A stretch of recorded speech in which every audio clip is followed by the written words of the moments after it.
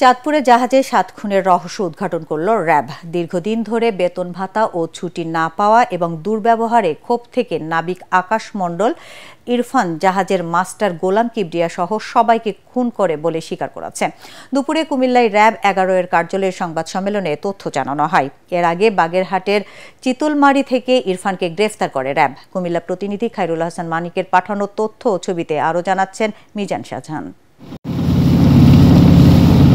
চাঁদপুরে জাহাজে 7 খুনের ঘটনার 3 দিনের মধ্যে মূল আসামিকে বাগেরহাটের চিতলমারি থেকে গ্রেপ্তার করে র্যাব।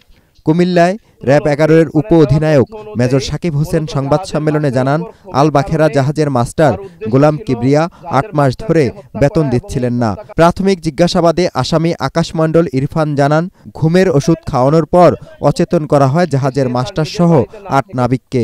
পরে চাইনিজ কুড়াল দিয়ে কোপানো হয় মাস্টারকে। অন্যরা দেখে ফেলায় তাদেরও কোপান ইরফান। মণ্ডল ওরফে ইরফানের দেওয়া তথ্য অনুযায়ী মূলত জাহাজের মাস্টারের উপর ক্ষোভের কারণেই তার উদ্দেশ্য ছিল জাহাজের মাস্টারকে হত্যা করা, এবং এই হত্যাকাণ্ড সংগঠিত করার পর যখন সে বুঝতে পারে অন্যান্য যে ক্রুরা আছে তারা সে পালিয়ে গেলে তার সম্পর্কে তথ্য দিয়ে দিবে, তাই আইন শৃঙ্খলা রক্ষাকারী বাহিনীর হাত থেকে রক্ষা পাওয়ার জন্য সে ক্রমান্বয়ে বাকি সদস্যদেরকে হত্যার চেষ্টা করে। এদিকে 7 খুনের ঘটনায় চাঁদপুরের হাইমচর থানায় একটি মামলা দায়ের করা হয়েছে। মঙ্গলবার রাতে জাহাজ মালিকের পক্ষে মাহবুব মোর্শেদ বাদী হয়ে মামলাটি দায়ের করেন। এছাড়া হত্যাকাণ্ডের ঘটনায় শিল্প মন্ত্রণালয় ও চাঁদপুরের স্থানীয় প্রশাসন থেকে পৃথক 4 সদস্যের তদন্ত কমিটি গঠন করা হয়েছে। র্যাব জানায়, গ্রেপ্তার আকাশ মণ্ডলের বাড়ি বাগেরহাট জেলার ফকিরহাটে।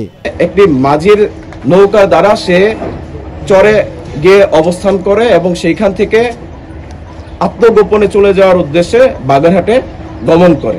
গত সোমবার চাঁদপুরের হাইমচর উপজেলার মেঘনা নদীর ঈশানবালা খালের মুখে নোঙর করে রাখা সারবাহী জাহাজে 7 জনকে কুপিয়ে হত্যা করা হয়।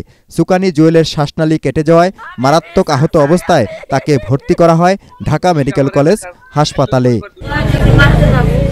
Bureau report, ATN Bangla.